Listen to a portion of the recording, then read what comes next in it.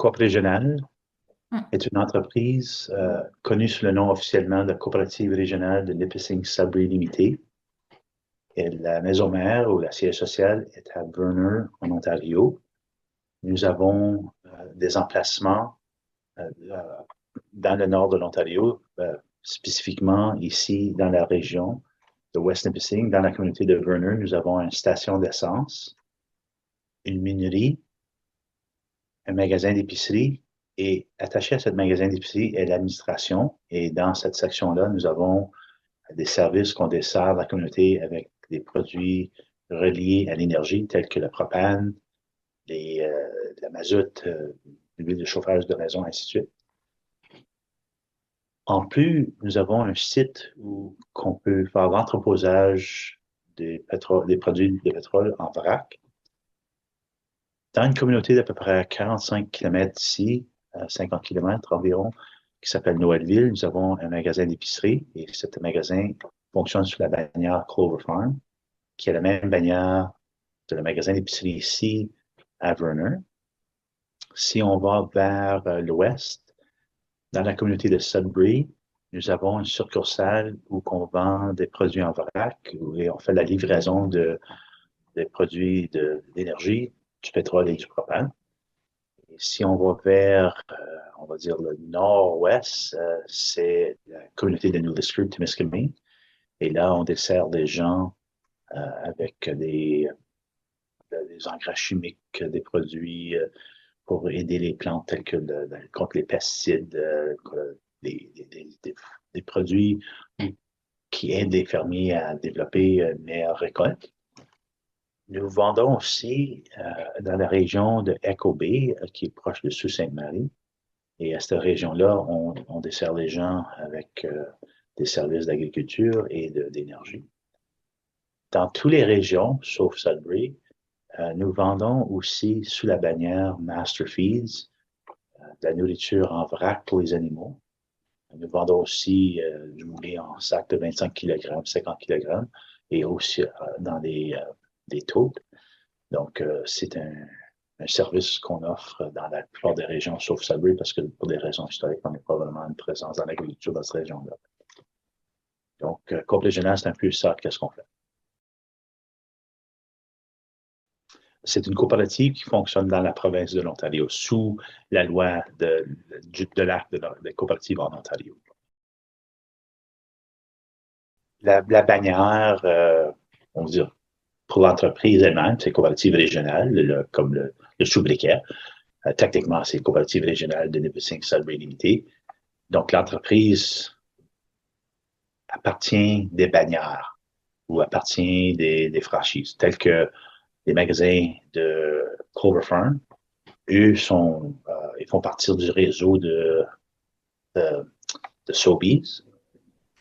Dans la bannière de Master Feeds, eux sont appartenus par Alltech, mais nous, on a le droit d'utiliser la bannière de Master Feeds pour vendre nos produits. Et lorsque ça vient pour les produits d'énergie, c'est pas vraiment une bannière, c'est plutôt des produits qu'on achète en vrac du sud de l'Ontario. OK. Donc, quand tu transiges avec Coop Régional, que ce soit avec la bannière de Master Feeds ou Clover Farm ou l'entreprise elle-même, c'est légalement, c'est l'entreprise que vous transigez avec, qui est compromis d'environ 4000 membres. Et ces membres-là font partie de la coopérative de consommateurs. Donc, pour répondre à la question par rapport à l'âge, nous avons 74 ans en ce moment, donc en 2026, on va célébrer 75 ans d'être en affaires. Par rapport à la question de le regroupement des consommateurs ou dans le cas de Coop Régional, il y avait plusieurs petites coopératives qui ont amalgamé ensemble et créé l'entreprise que nous connaissons aujourd'hui, Coopérative Régionale. Donc, à travers les dernières 74 ans, il y a eu beaucoup de développement dans l'entreprise. Avant, la coop était une coopérative laitière, donc les producteurs de lait utilisaient les services de la coop. Il y avait aussi beaucoup de magasins d'épicerie à un temps. Et tranquillement, avec les années, le changement des conditions du marché, on va dire, les besoins ou les demandes des membres ils ont changé. Donc, tranquillement, la coopérative soit fermée ou vendu les actifs reliés au magasin d'épicerie. Donc, aujourd'hui, on est sur dans le 2. Euh, Ensuite, par rapport à l'évolution de la coopérative, environ 8 ans passés, nous avons rentré dans le secteur de propane. On a fait une étude de faisabilité, puis on a déterminé qu'il y avait un besoin. Donc, dans ce temps-là, ça a été décidé. Et puis, nous voici aujourd'hui avec au-delà de, je pense qu'on est rendu à peu près à 3000 membres, à 3000 clients qu'on dessert. On était de 0 à 3000 dans 5-6 ans. Là. Donc, ça, c'est un exemple où la coopérative a s'adapté à les demandes du marché parce que les gens qui chauffaient avec la mazout ont eu beaucoup de raisons pour décider d'aller vers la propane, soit que les compagnies d'assurance ne voulaient plus assurer les maisons parce qu'il y avait des risques rattachés à la contamination à l'environnement, ou il y avait des risques rattachés à le produit qui des fois peut être très salaud à utiliser, puis on doit nettoyer les fournaise plus souvent. Donc, avec le propane, c'est un produit plus propre. Donc, nous coopératives, on s'est adapté à ce marché-là. Par rapport à les services qu'on dessert nos membres, si les membres décident qu'il y a un besoin, ils vont soit apporter leur voix via le conseil d'administration ou simplement nous appeler et dire hey, j'aimerais tel service. Donc, depuis plusieurs années, peut-être 5-6, on offre beaucoup de services reliés à la consultation pour les producteurs. Donc, on va aller faire des échantillons de leur terrain, leur fournir des conseils pour améliorer soit la rentabilité ou on va dire la marge, marge pas de bon mot, mais en anglais on dirait yield, donc le montant de plantes qui peuvent pousser par mètre carré, là, on va dire. Donc nous, on offre ces services-là. Et puis, ça aide parce que maintenant, on trouve des façons d'aider les producteurs à devenir plus rentables. Nous avons aussi fait beaucoup de progrès vers l'environnement, le socio et la gouvernance. Donc, je ne sais pas si socio, c'est le bon terme en français, mais ESG, like Environmental Social Governance. Donc, c'est une étude qu'on a commencée il y a à peu près 4-5 ans. Et puis, depuis ce temps-là, on a amélioré beaucoup sur la gouvernance de l'entreprise, beaucoup sur les démarches qu'on fait pour diminuer soit la pollution ou l'impact qu'on a avec le carbone. Et puis, de là, ça a créé un autre service que nous offrons maintenant à nos membres via Quaker Oats. Donc, cette entreprise-là a négocié avec Coop Régional le contrat qui vont donner plus d'argent pour les producteurs qui font certaines choses dans la production ou dans leur système de la culture. La culture étant les plantes. Donc, ça, c'est des exemples où on s'adapte au marché. Le modèle, dans sa forme la plus simple, c'est répondre aux besoins des membres. Bon, que les membres soient des employés, comme un employé, une coopérative d'employés ou une coopérative de producteurs, une coopérative multi-stakeholder. Il y a toutes sortes de façons de créer le modèle. Dans notre cas, nous avons 12 membres sur le conseil d'administration, représentant soit des régions ou c'est des membres qui représentent les intérêts des gens qui veulent que la coopérative dessert la communauté. Et puis, nous garde honnête. Comme le cadre, on doit travailler très fort. C'est un défi parce qu'il faut maintenir une rentabilité, mais en même temps, il faut offrir le meilleur service possible aux membres à un prix abordable, respectant les 7 principes de la coopérative, du mouvement, tels que adhésion libre et volontaire, un membre, un vote, intérêt limité sur le capital, l'engagement vers la société, travailler avec intercoopération. Et nous, on est très fort là-dedans. On fait partie du réseau de Growmark. Et Growmark, c'est une entreprise coopérative aux États-Unis avec un chiffre d'affaires d'environ 14 à 15 milliards de dollars. L'Ontario, c'est environ 2. Donc, nous, comme entreprise, font partie de ça. Donc, on est capable de gagner des économies d'échelle parce que lorsque Growmark vont acheter, c'est en vrac, c'est des gros montants de volume. Donc, on est capable de gagner ces épargnes et puis passer les épargnes à nos membres directement. C'est bien qu'on gagne cette façon de faire des choses avec le modèle coopératif. C'est pas juste académique, c'est pas juste des philosophiques, il y a des vraies façons de travailler comme coopérative, intercoopération. On travaille avec Cooperators. Les autres nous donnent des ristournes annuellement. On dépense plusieurs cent mille dollars en assurance, mais en échange, on a un très bon service de Cooperators et des primes abordables. On transige étroitement avec la Caisse Alliance, donc notre marge de crédit, 10 millions de dollars avec la Caisse. On est environ peut-être 12, 13 millions de dollars en prêt avec eux, et puis ils sont très contents. Le chiffre d'affaires était environ 80 millions il y a 7 ans passés. On est au-delà de 135, 140 millions en ce moment. Le bilan a presque doublé. Bon, il y a une partie, c'est à cause de l'inflation. Donc, malheureusement, la monnaie a perdu de la valeur. Et puis, ça cause nos actifs de monter en valeur parce que c'est pas que un litre on va dire, de pétrole, c'est un litre de pétrole. Mais à cause que la façon que les marchés internationaux fonctionnent, le litre peut être 1,20 canadien ou elle peut être 2,50. Ça dépend. Donc, lorsqu'on ajoute l'élément de l'inflation, entre autres la monnaie qui perd de la valeur, ça cause les produits à monter. Donc, par exemple, lorsque j'achetais un camion, il y a 6 ans, 7 ans, je donnais un chèque d'environ 350 000 canadiens. Maintenant, je donne un chèque d'un demi-million. C'est le même camion. Mais, donc, je ne veux pas que vous pensiez à cause que le bilan a gonflé, c'est que c'est du succès. Non, c'est parce que malheureusement, c'est la valeur de notre monnaie est moins. Donc, on doit payer plus pour la même chose. Mais de l'autre côté, il y a eu aussi beaucoup de croissance dans le volume. Notre chiffre d'affaires n'est pas seulement le prix, mais aussi le volume de litrage qu'on vend ou de tonnage qu'on vend de produits, les céréales qu'on vend, tels que l'avoine, le soya, le canola, les spring winter wheat et summer winter wheat. On a des différents blés qu'on vend au marché ici en Ontario. Donc, tout ça pour dire que Coop Régional fait beaucoup de croissance et puis on a aussi adapté beaucoup de technologies dans ce processus-là. Je dirais en ce moment, durant les derniers 5, 6 ans, le gouvernement provincial appuie énormément la coopérative régionale et puis le gouvernement fédéral jusqu'à un certain point. Pour exemple, lorsque j'ai commencé en 2018, on a fait demande à la province pour un octroi pour essentiellement acheter une séchoir.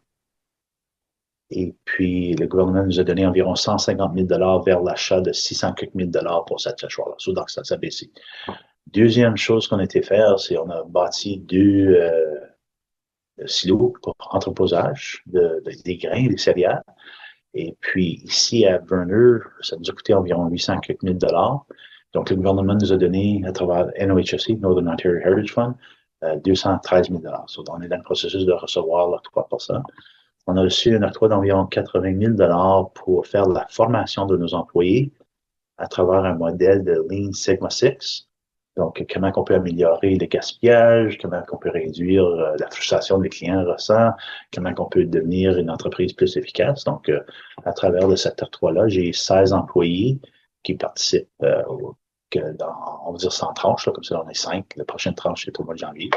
Donc, le gouvernement, je peux prendre le doigt et dire, voici où le gouvernement appuie, pas nécessairement le modèle coopératif, mais définitivement coopérative régionale dans ce processus-là. On a aussi beaucoup d'employés qui viennent des collèges, tels que le Collège Boréal, qui vont faire des placements ici. Donc, c'est une opportunité pour eux d'apprendre le métier ou développer les compétences. Et puis, durant ce processus-là, lorsqu'ils font le stage, soit qu'on est remboursé pour une partie de leur salaire ou dans certaines situations, c'est 100% des salaires sont subventionnés. Donc, le co-op gagne parce qu'on est capable de recruter ou démontrer les talents qu'on a et partager les choses qu'on fait bien. Et puis les nouveaux qui arrivent, qui veulent apprendre, hein, c'est une opportunité. On est une entreprise d'environ 95 à 100 employés temps plein et environ 40 à demi-temps, temps partiel. La raison pour laquelle je vous donne un écart, parce que des fois, durant les saisons, on augmente les gens qu'on embauche et des fois, les gens, soit qu'ils prennent leur retraite ou on ne les remplace pas. Ben, là, juste environ 95 à 100. Durant ce processus-là, c'est là qu'on a beaucoup d'appui du gouvernement pour, pour nos employés. Par exemple, Farm Credit Canada eux, on est en négociation avec eux en ce moment, elles sont prêtes à explorer, potentiellement nous donner un rabais de 2% sur l'intérêt de leur prêt.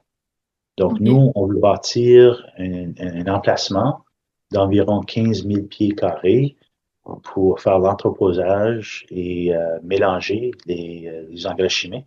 OK. Et puis, on a embauché des experts pour nous aider à faire des études. Et puis, essentiellement, à la fin de la journée, on a besoin de 8,5 millions de dollars pour aller bâtir ça. Donc, j'ai approché Farm Credit Canada, j'ai approché la Caisse Alliance et puis Scotia. Et puis, Scotia nous a donné un offre de financement. Farm Credit Canada, en principe, nous ont démontré beaucoup d'intérêt à nous financer, mais ils ont dit, si vous êtes capable de démontrer que vous utilisez un modèle qui appuie ou fait la promotion de l'environnement, le social et la gouvernance, on est prêt à considérer 2%, que dans notre cas pourrait représenter plusieurs 100 000 $ Hmm. on va dire en rabais de taux d'intérêt sur une période de 5 ans.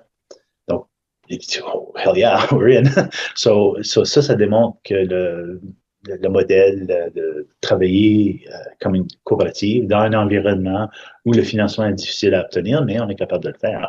La Caisse Alliance nous appuie énormément. La marge de crédit de 10 millions de dollars. J'en ai eu beaucoup de casse-tête avec ça. Et puis, quand ça vient pour faire le prélèvement de capital de risque, soit à travers des parts privilégiés, en fait, quand on travaille avec Impact Ontario, et Midi, il est en train de nous aider avec ce document-là qu'on va éventuellement mettre les bons chiffres une fois qu'on finit l'audit annuel. Et puis ça, c'est un exemple que potentiellement on peut aller recueillir facilement 1 million, peut-être 2 millions, et je demande d'aller jusqu'à 3 millions. Parce on a des gens dans la communauté qui veulent investir. Est-ce ils font l'investissement pour ça, c'est parce que c'est une coopérative? Peut-être. Est-ce que c'est le 6%? Bien sûr. Est-ce que c'est la réputation qu'on donne les restaurants chaque année? Oui. Donc, c'est un mélange d'un peu des trois. Je sais qu'il y a des gens qui ils vont investir parce que c'est locaux. Ils peuvent venir dans mon bureau et me dire, Hey, Denis, qu'est-ce qui se passe? Je veux savoir Hmm. pourquoi que voici la question, voici l'inquiétude ou le problème qu'on doit résoudre. Mais en utilisant le capital local, on est capable de essentiellement avoir un bilan qui est assez intéressant. On est environ 38 à 40 d'avoir sur un bilan. Donc, OK. une bonne partie, c'est des profits du passé. Puis environ 5 à 6 millions de dollars, c'est des parts privilégiées, des parts communes qui proviennent de la communauté. Donc, nous, lorsqu'on donne une ristourne, on va le donner en parts communes. Et Ouais. puis, les membres peuvent l'encaisser ou décider, non, je veux que l'argent reste dans la coopérative, parce que si l'argent reste dans la coopérative, on va créer un marché plus compétitif pour les produits.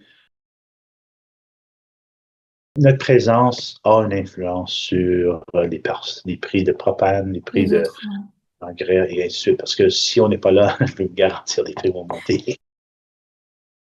La compétition nous garde l'être aussi, mais des fois, il y a des communautés qu'on va rentrer dedans où le prix va être 1,40 $ du litre pour du propane et nous, on va rentrer là à 78,80 sous. Et puis, dans une couple de mois, le prix baisse vers le 80 cents. Oui, essentiellement, le processus de créer ce document-là, il était capable de demander pour beaucoup d'informations, telles que l'historique de la coopérative, les états financiers, les projets qu'on travaille dessus. Donc, on a mis toute cette information-là et puis généré le document. Alors, on va dire, en ce moment, c'est une ébauche. Et puis, j'ai passé à travers, j'ai fait des petits commentaires, je travaille avec les contrôleurs et puis on va tout corriger ça. Mais le service de Impact Ontario, où c'était avantageux pour la coop, c'est que l'expertise demeure dans votre équipe. Et puis, cette expertise-là m'évite de dépenser beaucoup d'énergie, de temps pour quelque chose, j'ai manqué une virgule et un fonctionnaire va dire, ah, va retourner. Bien. Donc, je mets ça dans les mains des experts et me fie que le document va être prêt lorsqu'on va le présenter à FISRA pour que le gouvernement dise, OK, oui, on est d'accord, ça rencontre toutes les obligations, c'est pas on va dire un document qui est complexe, c'est un document que quelqu'un de la communauté peut facilement comprendre. Donc, le cette partie-là du service d'Impact Ontario à la coop régionale, c'est ça. C'est le processus de mettre ensemble ce document-là. Et puis après, il va faire la formation de notre équipe.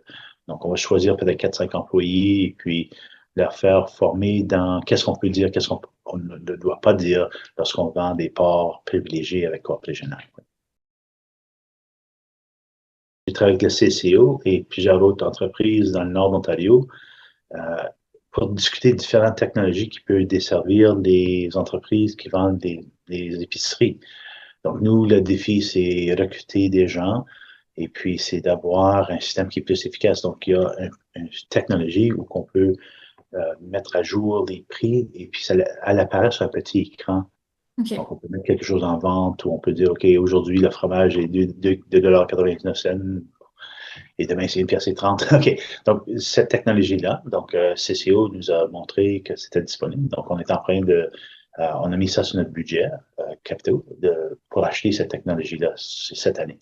Bon, OK. ça a pris 2-3 ans pour se rendre là parce qu'on avait beaucoup de casse-tête, d'autres projets, on va dire, à compléter. Maintenant, on est rendu qu'on va mettre en place la technologie que CCO, dans ce temps-là, c'était CCO, maintenant Impact Ontario, ont proposé comme une solution à diminuer le coût de main-d'œuvre, mais en même temps, offrir un meilleur service aux membres, de nos membres lorsqu'ils rentrent dans le magasin parce qu'ils peuvent voir les prix et s'il y a un produit qui n'a pas le bon prix, on peut les mettre à changer.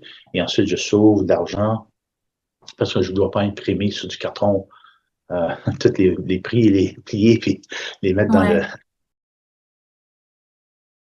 Donne un exemple comment que la technologie a énormément changé, moi, personnellement, la façon Ouais. que je travaille. Donc, lorsque je vous parlais de Farm Credit Canada pour la réduction de 2 % d'intérêt, Ouais.